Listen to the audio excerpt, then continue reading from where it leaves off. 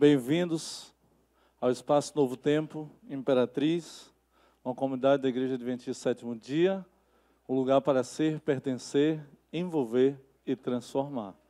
Um abraço muito especial aos amigos que nos acompanham pela internet, que estão aí em algum lugar desse país, em casa, no trabalho, quem sabe, assistindo, que a palavra de Deus possa chegar com o poder que só ela tem até o seu coração. E nós estamos aqui, nós estamos sempre felizes pela sua presença, pela sua companhia aqui nesse local tão especial. Nós estamos numa série especial, a série está no seu segundo encontro, são 5 encontros. O segundo tema dessa série fala o problema de decidir depois. Quero convidar você a abrir sua Bíblia em Mateus capítulo 24, no verso 37. É de fato um problema decidir depois. Isso está ligado no assunto do nosso tema central, que é a maior esperança. Mateus capítulo 24, no verso 37, diz algo interessantíssimo. Convido você a abrir sua Bíblia, vai estar sendo projetado na tela, mas sempre é bom acompanhar na palavra de Deus. Diz assim: pois assim como foi nos dias de Noé, também será a vinda do Filho do Homem, ou na vinda do Filho do Homem, né?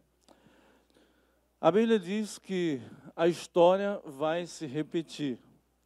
Em algum momento, você já deve ter escutado que a história se repete. É interessante que algumas coisas também se repetem na vida, não é? No nosso cotidiano. Um exemplo disso que de vez em quando se repete é a moda, né? Tem coisas que foi usada há muito tempo e depois volta e vai e volta e assim a história vai se repetindo de alguma forma. Verdade que esses fenômenos que acontecem na história, esses movimentos, eles acabam influenciando o nosso presente também. Mas a Bíblia é enfática ao dizer que pelo menos essa história iria se repetir na história do nosso mundo. A verdade é que muitas coisas não deveria ser pelo menos novidade para a gente. Olha o que diz Salomão sobre esse assunto, né? Eclesiastes capítulo 1, verso 9, ele fala sobre esse movimento cíclico, assim que se repete. Ele diz assim, olha, o que foi é o que há de ser, e o que se fez, isso se tornará a fazer. E olha a conclusão do homem mais sábio que já existiu nesse mundo, segundo a Bíblia, ele diz, nada há, pois, novo debaixo do sol. E a gente às vezes acha que faz algo novo, diferente. Na verdade, a gente repete muitas coisas, né? Na verdade, até a nossa forma de aprender, o sistema, né, que é usado hoje para se ensinar nas escolas, tem muito disso. Hoje já se incentiva muito a reflexão, ao pensamento, né, você pensar mais, mas eu acho que a maioria de nós foi ensinado nesse método de repetição, esse método de que o que eu recebi eu transmito para o outro, e muitas vezes a gente não refletia muito no que a gente aprendia. Então a gente é mais estimulado hoje a pensar. Mas se a gente olhar no mundo ao nosso redor, a gente vai descobrir que algumas coisas ruins que já aconteceram lá no passado continuam se repetindo. E tanto coisas boas, essa é talvez o fato ruim, o fato bom, que coisas boas que aconteceram no passado podem se repetirem hoje na nossa vida. Eu fico pensando nas grandes manifestações da presença de Deus, dos grandes milagres, em tudo que Ele já fez pelo seu povo ao ler a Bíblia, a sua palavra. Eu fico pensando, quão bom seria que isso se repetisse em minha vida, na sua vida, na nossa vida. Mas é também verdade que algumas coisas más também se repetem. Coisas ruins que acontecem e a gente vê se repetindo ao longo da história. E isso realmente é algo que nos deixa um pouco triste. Entender isso não é ser pessimista, é ser realista. Outro dia a gente estava conversando e falando sobre profecias, e alguém botando muita esperança nos novos, como é que eu falo? Nos novos líderes da nação, e agora vai, eu falei, agora vai de mal a pior, porque a Bíblia diz que a tendência é o quê?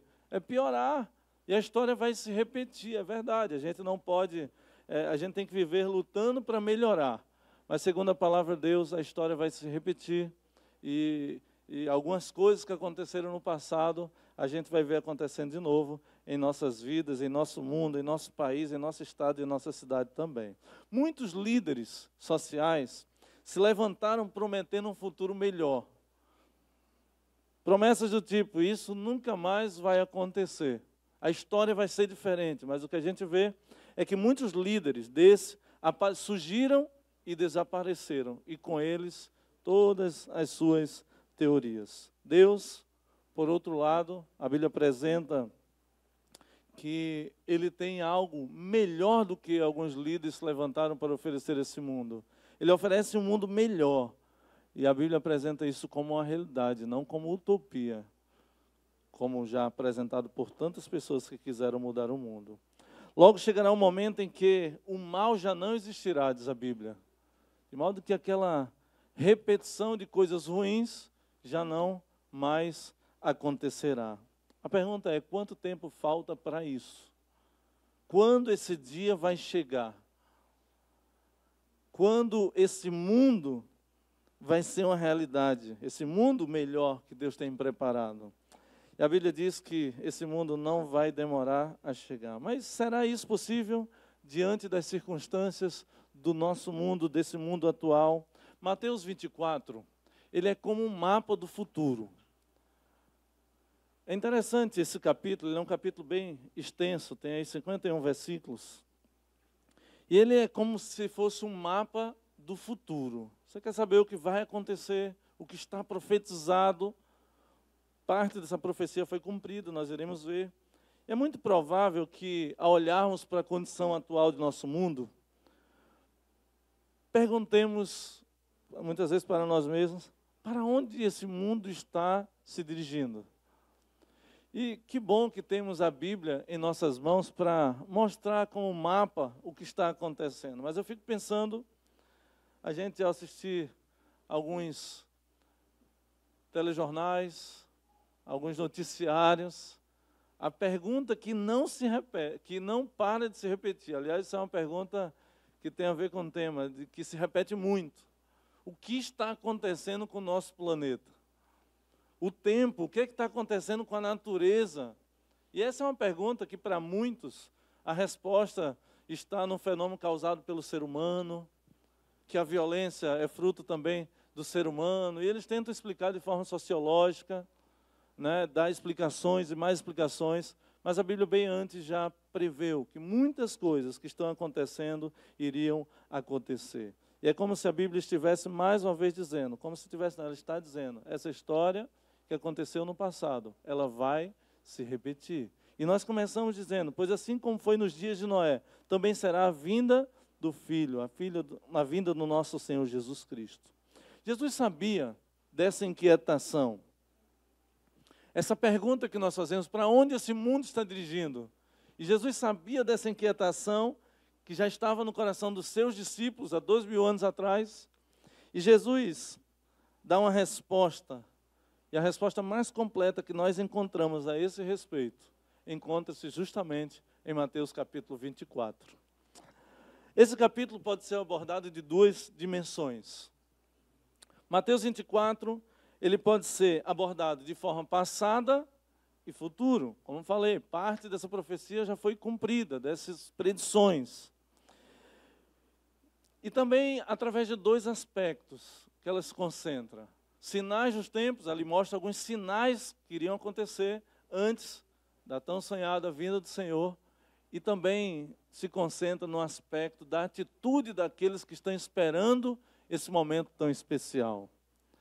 E ao seguirmos na história bíblica, quando a gente se refere à dimensão passada, quando eu falo aí de Mateus 24, abordamos em duas dimensões. Na dimensão passada, a gente vê algo que sucederia em Jerusalém.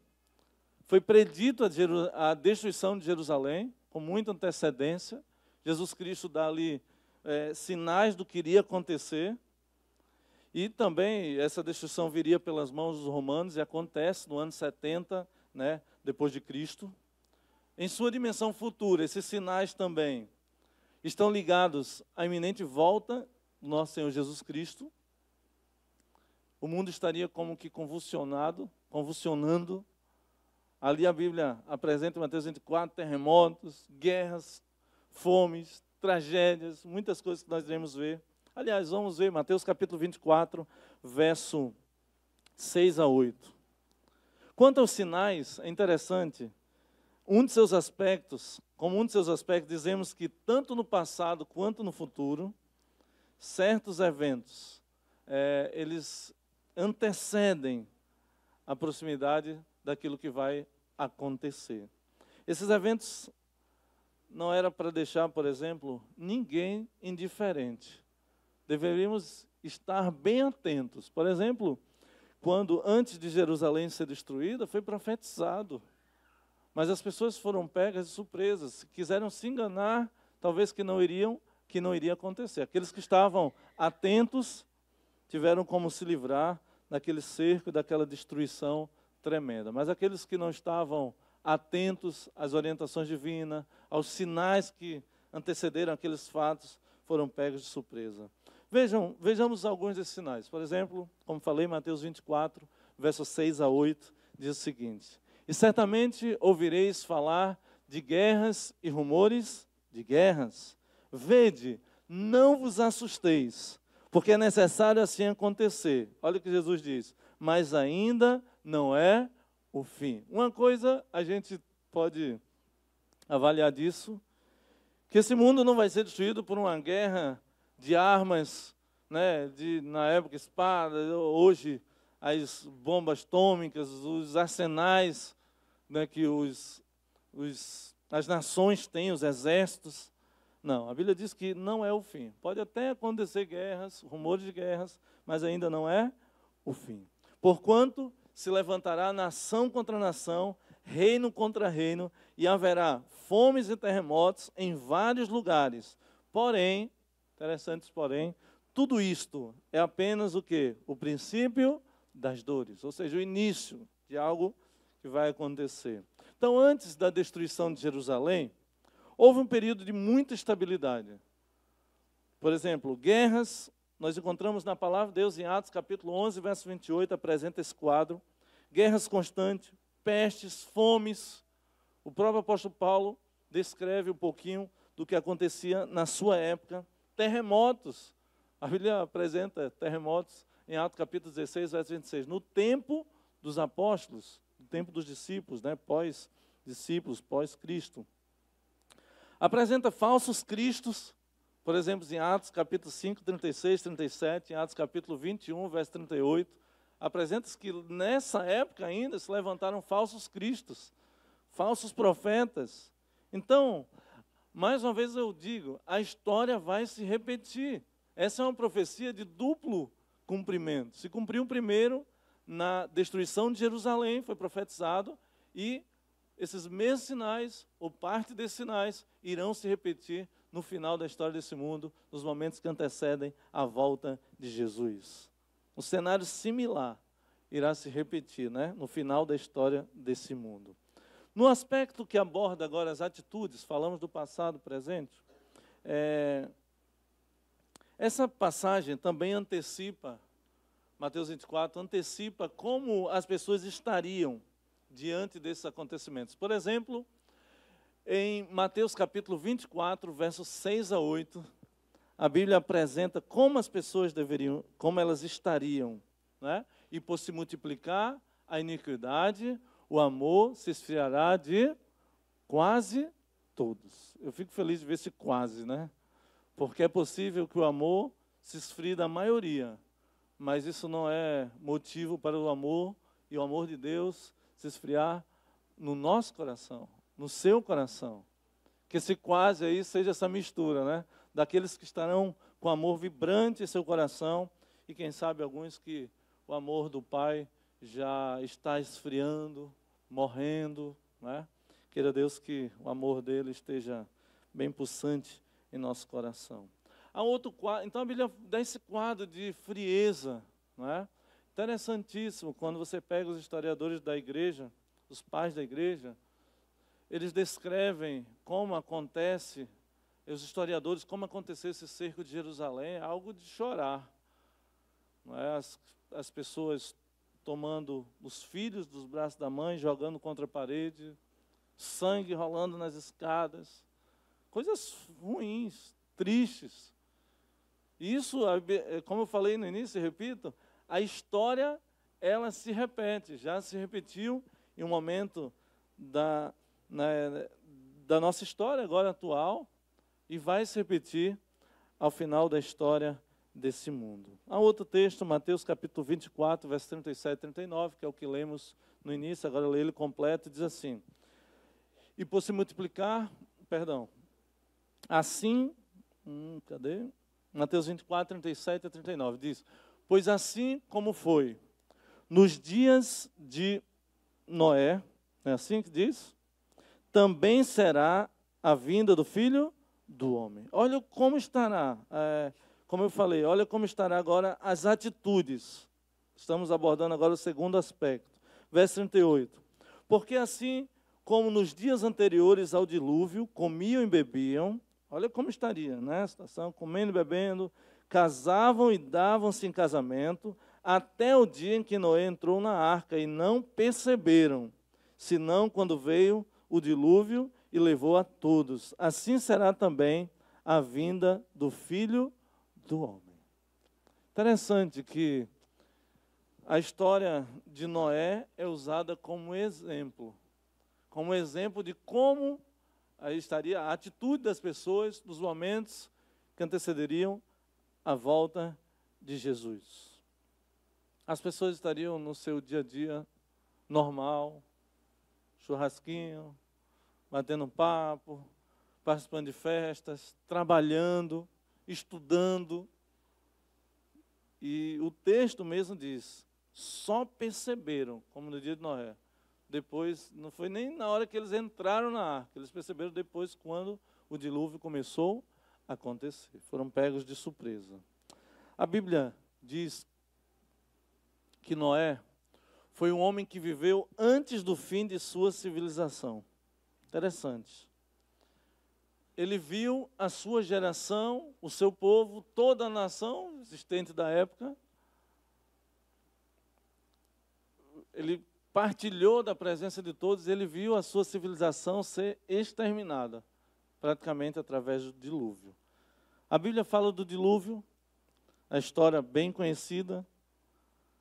Deus manda Noé construir uma arca, e todos foram convidados a entrar nessa arca, porque Deus mandaria algo, uma coisa inédita sobre a terra. Cairia chuva, as comportas do céu, da terra se abririam, água de todo lado, e o mundo seria inundado por esse grande cataclismo, na visão nossa, uma grande tragédia. E a Bíblia diz que durante muito tempo, Noé pregou, anunciou, construiu. Algumas pessoas participaram desse processo. Algumas pessoas cortaram madeira, algumas pessoas bateram prego, algumas pessoas fizeram, tudo que era necessário para que a arca ficasse pronta. E é muito significativo saber que Jesus tem escolhido um personagem da história bíblica, com o qual nós podemos nos identificar. Já pensou nisso? Ele poderia ter pego vários exemplos, mas você vai ver Jesus usando esse único exemplo. O exemplo de um homem chamado Noé. Entre todos os sinais, eventos, atitudes e reações, apenas Noé aparece como uma referência, como alguém que deveria ser observado e lembrado sobre a nossa situação em relação aos momentos que antecederiam a volta de Jesus. Por meio da experiência de Noé, por meio de sua história, podemos encontrar resposta para um dos questionamentos mais sensíveis diante de tudo que ocorre no mundo. A grande pergunta: como faço para sobreviver num mundo assim? Como faço para viver em um mundo assim? O que faço para não temer enquanto espero a vinda de Jesus? Porque ao olhar o mundo ao redor, a gente vê tantas coisas que é possível que a gente se entristeça, fique temeroso, muita gente em pânico, não consegue mais nem sair de casa. Eu quero apresentar algumas dicas em relação a essa resposta. A primeira dica, baseada na história de Moisés, ou na história de Noé: seja justo e perfeito. Isso é pedir muito, será? De Noé nos é dito que ele era um homem justo e íntegro entre os seus contemporâneos. E a Bíblia diz que Noé andava com quem? Com Deus. Há um texto interessante no livro Patriarcas e Profetas. Eu sempre cito muitos livros aqui. E esse é um dos livros interessantíssimos para quem quer entender os 5 primeiros livros da Bíblia. Patriarcas e Profetas. Ellen White, autora desse livro, ela diz: Matusalém, um dos personagens bíblicos, Noé e muitos outros trabalhavam para conservar vivo o conhecimento do Deus verdadeiro e conter as ondas dos males morais. Está na página 56. Noé era justo e perfeito, num mundo injusto e imperfeito. Num mundo onde não se achava integridade, ele era íntegro. E a Bíblia diz porque ele andava com Deus. É interessante notar que Noé não foi alguém sem pecados, que jamais cometeu um erro. A gente vê erros gritantes na história desse patriarca e na história de tantos outros. Como eu falei, a Bíblia é um livro que não esconde os defeitos de seus personagens. Mas a sua vida, a sua perseverança em conhecer e andar com Deus foi tão grande que Deus foi quem definiu ele como alguém justo e íntegro, perfeito. Sua vida piedosa, a vida de Noé, nos anima a perseverarmos em meio a esse mundo tão injusto, tanta decadência no tempo atual em que vivemos. Há uma segunda dica ainda sobre como não temer enquanto espera a volta de Jesus. Como viver no mundo assim. Haja com base em sua convicção. Eu digo nossas porque eu acredito que nós compartilhamos da mesma convicção. Já contei para vocês que uma pessoa me procurou em relação à questão da fidelidade a Deus na guarda do sábado, e a minha resposta foi para ele assim: faça aquilo que você acredita. Não faça o que eu vou falar, o que a igreja diz. Faça o que você acredita. Agora acredite no que a Bíblia diz. Haja com base em suas convicções. A Bíblia diz que ele perseverou em buscar a Deus. Quando ninguém mais buscava, Noé continuava. Muitos podem dizer assim: mas eu também faço isso. Estou andando aí na contramão desse mundo. Não faço mal para ninguém, eu creio em Deus. Porém, Noé não se conformou somente com essa vida espiritual passiva. O apóstolo Paulo, eu já falei que eu creio que o apóstolo Paulo escreveu o livro de Hebreus. Ele diz no capítulo 11, verso 7: pela fé, Noé, divinamente instruído acerca de acontecimentos que ainda não se viam, e sendo temente a Deus, aparelhou uma arca para a salvação da sua casa. Olha a coisa. Ele foi divinamente instruído. E ele acabou fazendo coisas assim, ele não estava nem entendendo o que ele estava fazendo. O que é chuva? Que história é essa de inundar tudo? Mas Senhor, o Senhor está mandando, bora lá, vamos fazer. Nunca ninguém tinha visto chuva. Embarcações desse tamanho não se via. Ainda era algo desconhecido. Nunca tinha acontecido uma catástrofe natural como o que estava sendo pregado e anunciado por Moisés, ou por Noé, está com Moisés na cabeça. No entanto, Noé decidiu agir em obediência à ordem divina. Ainda naquele mesmo livro, na mesma página, diz: enquanto Noé estava a pregoar sua mensagem de advertência ao mundo, suas obras testificavam de sua sinceridade. Tinha convicção naquilo que ele acreditava. Ao não ser passivo diante das circunstâncias, ele revelou que sua fé em Deus era sincera. Não basta ser só um cristão passivo nas nossas convicções. Precisamos agir de forma ativa por aquilo que nós acreditamos. Quer ver uma terceira dica para vivermos nesse mundo tão complicado? Reconheça as evidências dadas por Deus. Quando a arca foi concluída, depois de mais de 100 anos, ocorreu um fato interessantíssimo, que poderia ser assim um exemplo para convencer as pessoas de que realmente aquilo iria acontecer e que Deus estava no controle da situação. Assim como Deus tem feito muitas coisas, e as pessoas parecem que querem que Deus desça do céu e fale de forma assim pessoal para que possam acreditar. Mas Deus tem agido, Deus tem feito maravilhas, como fez no exemplo da arca de Noé. Vejam que interessante. Os animais obedeciam ao mandado de Deus, enquanto os homens eram desobedientes. Você sabe do que eu estou falando? A arca estava aberta. Uma semana antes de se fechar a arca, de entrar totalmente, a Bíblia diz que os animais, em fila, em ordem, em pares, macho e fêmea, começaram a entrar na arca. Olha o que ela diz. Os animais obedeciam ao mandado de Deus, enquanto os homens eram o quê? Desobedientes. A gente vê algumas histórias na Bíblia que os animais foram mais obedientes a Deus do que os próprios seres humanos. E ela comenta isso. E ela diz: guiados por santos anjos, entraram de 2 em 2 para Noé na arca. Noé não precisou ficar, olha, vai, entra, né? Vai para lá, para cá. Não, eles vieram em fila, organizados.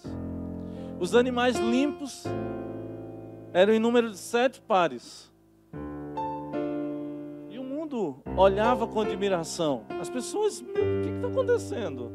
De repente você vê uma onça, macho, fêmea, entrando um do ladinho do outro, um leão, um elefante. E aí foi entrando e as pessoas admiradas com aquilo. Alguns com medo, é óbvio. Foram chamados os filósofos para tentar explicar esse tão singular ocorrência, mas eles não tinham explicação para o que estava acontecendo.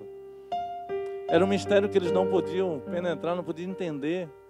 Mas os homens se haviam tornado tão endurecidos pela sua persistente rejeição da luz, dessa verdade maravilhosa sobre Deus, que mesmo diante de tal cena, não produziu senão impressão momentânea.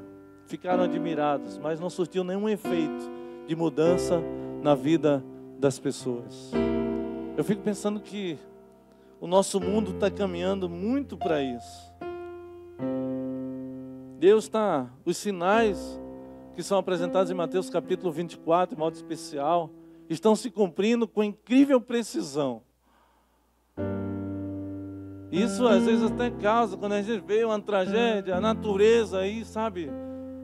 O que eu escuto sempre nos telejornais e que me chama sempre a atenção: nunca na história, desde quando foi registrado tal, tornados, tsunamis, sempre a frase se repete. É algo que está se intensificando, que nunca tinha acontecido dessa forma. E a gente vai vendo para tudo isso, e parece que naquele momento causa uma pequena impressão momentânea, e a gente diz assim: puxa vida, será isso o sinal da volta de Jesus? É preciso que Jesus volte logo. Queremos ver Jesus voltar. Mas a Bíblia diz que o coração deles estava tão endurecidos pela rejeição constante da verdade, que eles foram incapazes de aceitar essa verdade de todo o coração. Para Noé e sua família, essa foi uma evidência que confirmou a fé sobre a qual estavam agindo até aquele momento. Depois de 120 anos pregando, dia, noite, trabalhando e pregando, agora Noé começa a ver fatos que, poxa, de fato, fortaleceram a sua fé na esperança de que o que Deus falou iria acontecer. Da mesma forma, os sinais do fim devem fortalecer a nossa fé na esperança do reencontro com o nosso Deus. Enquanto esse dia não chega, a quarta dica: caminhe com Deus. Essa é uma decisão de salvação. Noé andava com Deus, a Bíblia diz, capítulo 6, verso 9 de Gênesis. É interessante que no original bíblico não é só andar, mas existe uma forma que assim, andava intensamente com Deus. Não é andar, ele andava de forma intensa, sempre com Deus. Algo maravilhoso. Enquanto Noé caminhava com Deus, Noé achou graça diante de Deus.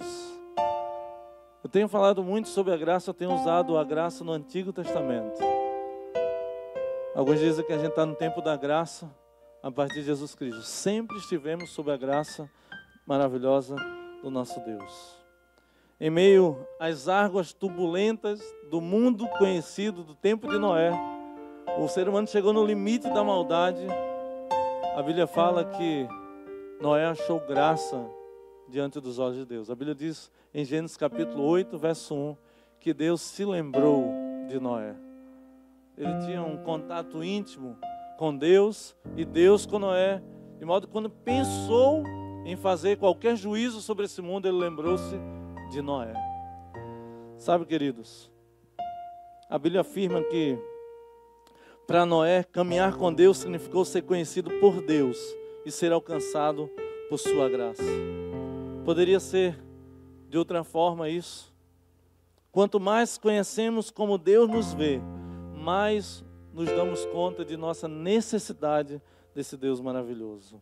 Uma graça que está disposta a manifestar-se a cada um de nós. Embora a Bíblia diga que Noé fosse justo e reto, o que definiu a sua caminhada foi a graça de Deus, não a sua integridade. Isso é muito importante saber. Alguns querem de todas as formas merecer a salvação, não merecemos. Embora Noé fosse justo e reto, o que definiu a sua caminhada foi a graça de Deus, não a sua integridade. Agora é bem verdade que a sua justiça, seus atos, sua obediência foi o caminho marcado pela graça de Deus. A graça nos leva a uma vida de obediência. Não existe graça desassociada de uma vida de obediência. A gratidão pelo que Cristo nos dá, Ele nos oferece sem dúvida uma vida de obediência. O mesmo Deus espera que seja visto em nossas vidas, enquanto aguardamos a breve volta do nosso Senhor Jesus. Tais como nos dias de Noé. Nosso mundo vive desordenado, desenfreado. O amor esfriando de muitos. Porém, como naqueles dias, os dias de Noé, pode haver homens e mulheres como Noé foi para o seu tempo. Devemos sim aprender a caminhar com Deus enquanto estamos atentos aos sinais que Ele deixou. É interessante que sabemos que Deus vai usar a natureza, acontecimentos, tragédias, guerra, tudo vai ser usado como uma forma de chamar a atenção do mundo, das pessoas que vivem nesse mundo, para as verdades maravilhosas do nosso Deus. De modo que cada sinal é um apelo para seguirmos cultivando uma fé obediente e sincera. Aliás, essa é a única fé que, assim como no caso de Noé, como diz o apóstolo Paulo, nos tornará herdeiro da justiça que vem da fé. Eu quero herdar essa bênção pela fé. A Bíblia diz que as pessoas duvidaram, questionaram, não entraram e por fim a Bíblia diz que riram de Deus, debocharam de Deus. Quando você vai lá em 2 Pedro, diz que nos últimos dias, né, as pessoas diriam: vocês já estão esperando Jesus voltar e Jesus não voltou. É interessante que eu lia esse texto e eu não tinha essa perspectiva, mas espera aí, meus avós esperaram a volta de Jesus, meus pais esperaram a volta de Jesus, Jesus ainda não voltou. Eu espero a volta de Jesus. E a Bíblia diz que alguns iriam zombar. Lembra que a história se repete lá na Arca de Noé? As pessoas zombavam de Noé. Olha esse velho louco, para que isso? Já viu que nunca vai ter água aqui? Imagina, 120 anos escutando isso. Em algum momento eu e você pode ser desafiado por um amigo, por um professor na faculdade, por alguém no trabalho, por algum vizinho, familiar, a descrer ou desistir da volta do nosso Senhor Jesus. Mas a Bíblia apresenta que esses sinais devem ser, na verdade, um chamado a reafirmarmos nossa fé em Cristo Jesus. Permita que Deus o alcance com a sua graça. Sua graça é um refúgio. Assim como a arca foi nos dias de Noé, a graça do nosso Senhor Jesus Cristo é um refúgio nesse mundo tão tenebroso, nesse mundo que está desmoronando, né? A graça e a justiça de Deus lhe permitirão estar em pé, mesmo quando esse mundo, né, desmorone ao seu redor. Como diz o hino, né? Pode cair o mundo, nós estaremos em paz. E a história vai se repetir. Você conhece o final da história. Os que se salvaram e os que não se salvaram. Os que se salvaram estavam dentro da arca. Os que querem salvar precisam estar sob a graça do nosso Senhor Jesus Cristo. Os que não se salvaram de fora gritavam: abre a porta, quero entrar. E a história se repete quando Jesus volta. Na verdade, alguns vão fugir da presença de Deus. Cair sobre nós. Escondei-nos daquele que está sentado no trono. Vergonha, desespero, porque não tomaram a decisão de estar sob a graça do nosso Senhor Jesus Cristo. Minha pergunta para você é: você deseja caminhar com Deus? Você deseja aceitar o plano maravilhoso que Ele tem para a sua vida e para aqueles que o amam? Você deseja viver uma experiência de vitória, pondo a sua vida e a sua confiança na palavra de Deus? Entende o problema de decidir depois? Aqueles que ficaram fora da arca decidiram quando já não havia mais solução. O tema de hoje foi o problema de decidir depois. Viva a maior esperança, não amanhã. Viva a maior esperança quando? Hoje. Não deixe para amanhã, é hoje. Essa esperança tem que vibrar, não é amanhã, é hoje. Eu quero orar pedindo a Deus que essa esperança vibre em nosso coração. Aliás, tem um hino que ele fala sobre isso. Esse hino fala da esperança que vibra em nosso ser. Vamos cantar esse hino? Pode ser? Ela é uma oração cantada. Fala do nosso desejo de ver Jesus voltar. O hino diz: ó, que esperança vibra em nosso ser, pois aguardamos do Senhor. Eu convido você a cantar, a meditar na letra dessa canção. Convido você a ficar em pé, você que está aqui, nossa comunidade. Você que está em casa, medite na letra dessa canção. Cante, plenos pulmões, do fundo do coração, diga para Deus a esperança que vibra em nosso ser. Eu quero terminar orando pela nossa decisão de fazer essa esperança vibrar cada vez mais em nosso coração.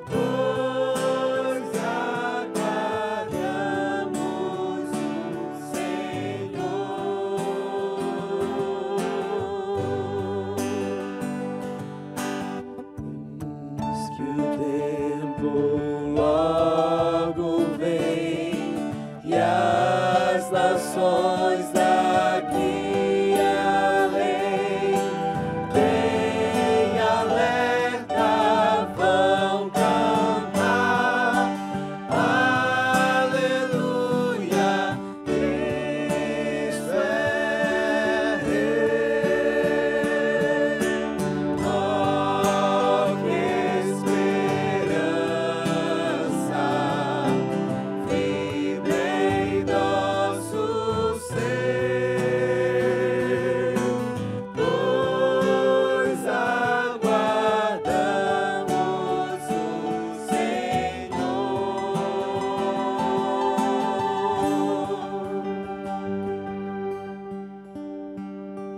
Quer ter essa esperança vibrando em seu coração?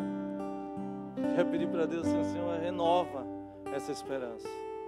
Faz tanto tempo que a gente escuta sobre a tua volta, que em algum momento a gente deixou de vibrar essa verdade no nosso coração. A gente tem falado de muitas coisas, mas a gente tem esquecido de falar da volta de Jesus. Que essa maior esperança que professamos seja uma realidade na minha vida, na sua vida, na vida de você que nos acompanha pela internet. Eu quero orar pela nossa decisão. Vamos fechar nossos olhos. Nosso Pai querido, muito obrigado, Senhor, pelo privilégio de, em meio a um mundo de tantos desencontros, tristezas, tragédias, o mundo parece estar desmoronando, se autodestruindo, mas entendemos, Senhor, que a Tua mão está no controle desse mundo, e muito do que tem acontecido, na verdade, tem sido sinais se cumprindo, como se fosse um chamado Teu, Senhor, para entendermos que o Senhor está muito perto de voltar. E obrigado, Senhor, porque em meio a todo esse mundo caótico, nós temos, Senhor, a maior esperança, a esperança, Senhor, da Tua volta. A Tua palavra diz que quando o Senhor voltar, tudo vai ser diferente. Não haverá mais morte, não haverá mais choro, não haverá doença, não haverá câncer, não haverá tantas coisas, Senhor, que tem acometido a vida das pessoas, Senhor, aqui nesse mundo. Não haverá violência, drogas, não haverá separação de família, não haverá, Senhor, perda de entes queridos. A lágrima não vai mais correr em nossos rostos, Senhor, porque nós estaremos na presença daquele, Senhor, que tem alegria, a esperança que, sabe, só o céu pode nos oferecer. Enquanto esse dia não chega, Senhor, nós queremos te pedir, de modo muito especial, que nós possamos, Senhor, confiar cada vez mais nas promessas que estão contidas, Senhor, em Tua palavra. O tempo vai passando e a gente vai se acostumando com esse mundo, a gente vai se acostumando a ver coisas ruins e a gente vai ficando frio, Deus. Não permita que o amor venha se esfriar de nosso coração, que possamos o amor estar brotando de tal forma que sintamos o desejo de compartilhar essa esperança com as pessoas que estão ao nosso redor. Compartilhar não só salvação, mas compartilhar as bênçãos que o Senhor tem nos dado, alimentando os famintos, Senhor, vestindo aqueles que estão nus, visitando os encarcerados, Senhor, orando pelos doentes, vivendo, Deus, a essência desse evangelho maravilhoso que o Senhor confiou a cada um de nós. Abençoa, Deus, a nossa comunidade. Quem aqui entrou possa ser abençoado por estar na Tua presença, Senhor. E quem conectou-se com esse programa, com esse culto de adoração a Ti, possa ter sido abençoado. Onde está? Pela mensagem, Senhor, da Tua palavra. Volta logo, Senhor, para que o tempo seja breve para o fim de todas as dores que nós sentimos nesse mundo.